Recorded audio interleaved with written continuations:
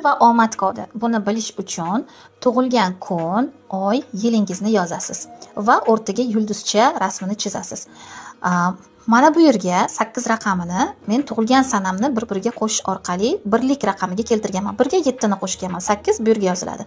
0 ga 4, ya'ni tug'ilgan oyingizni birlikka keltirasiz. 0 ga 4 ni qo'shamiz. 4 va bu 9 raqami yilni qo'shganman. 1 ga 9 10, 18, 27. 2 ga 27 ni ham birlikka keltiramiz. Ya'ni 2 ga 7 ni qo'shsak 9 bo'ladi.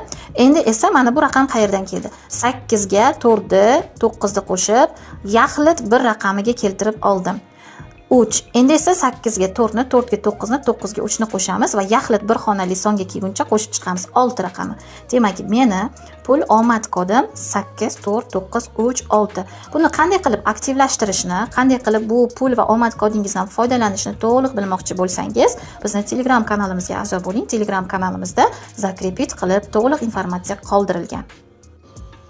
Agarda siz pullaringiz cheksiz tarzda ko'payib, faqatgina maza qilib sarflash haqida o'ylashni xohlasangiz, ushbu amaliyotni albatta har kuni qo'llashni unutmang. Buning uchun bizlarga bir varaq qog'ozcha kerak bo'ladi. Bu qog'ozchaga meni ismim, o'zingizning ismingizni yozasiz. Misol uchun, meni ismim Dilnavoz va bugun men bilan kun davomida yaxshi narsalar sodir bo'ladi yoki yaxshi voqea hodisalar sodir bo'ladi deb 108 marta oldingizga bir stakan suv qo'yib, suvga nafasingizni yaqin holatda ushlagan holatda mana shu qog'ozchadagi so'zlarni o'qiysiz va amaliyot so'ngida 27 ga 108 marta ha shunday bo'lsin, ilohim shunday bo'lsin deb bir stakan suvni ichib yuborasiz. Bu amaliyotni har kuni bajarishga harakat qiling.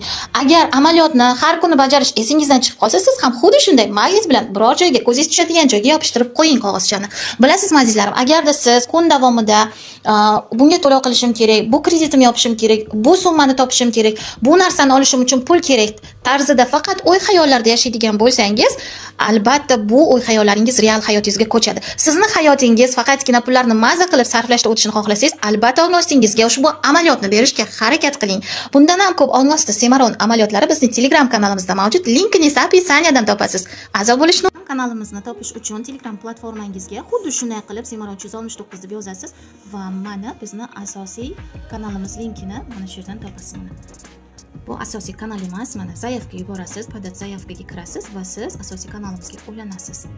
Endigi beradigan amaliyotni o'rganib olsangiz, sizning hayotingizda pul bilan muammolar bo'lmaydi. Ya'ni maqsad qo'yishni o'rganasiz. Pul maqsad qo'yilgan joyga o'zi keladi. Demak, bu yerga katta krug chizasiz. Krug o'rtasiga yana kichikroq krug chizasiz va o'rtasiga cheksizlik belgisini chizasiz. Va 4 qismga ajratib chiqasiz. Birinchi katakka orzuyingizni yozasiz. Misol uchun, eng kichkina orzudan boshlang. Misol uchun, farzandingizga maktabiga forma qilmoqchisiz. Farzandingizga maktabiga forma olish uchun. Qisqa qilib yozaman. Bu joyga summa yozasiz. Aniq bo'lish kerak. Va bu qatorlarga sizga hozir nima yetishmayotgan bo'lsa, shularni yozasiz. Misol uchun, xotirjamlik, sevgi, o'zingizni shu pul kelganda qanday his qilardingiz? Xotirjam his qilarmidingiz? Sevgi, muhabbatga to'larmidingiz? O'sha narsani, sizga hozir yetishmayotgan narsani aniqlab yozishingiz kerak.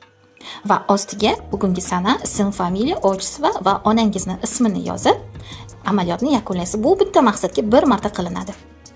Bundan ham ko'p amaliyotlarimiz bizning Telegram kanalimizda mavjud. Telegram kanalimiz linki esa opisiyaga qoldirilgan. Siz ham shunaqa ajoyib natijalarga erishishni xohlasangiz, hamma amaliyotlarimiz bepul tarzda bizning Telegram kanalimizga joylashtirilgan. Linkini esa opisiyaga qoldiraman azizlarim. Albatta a'zo bo'ling.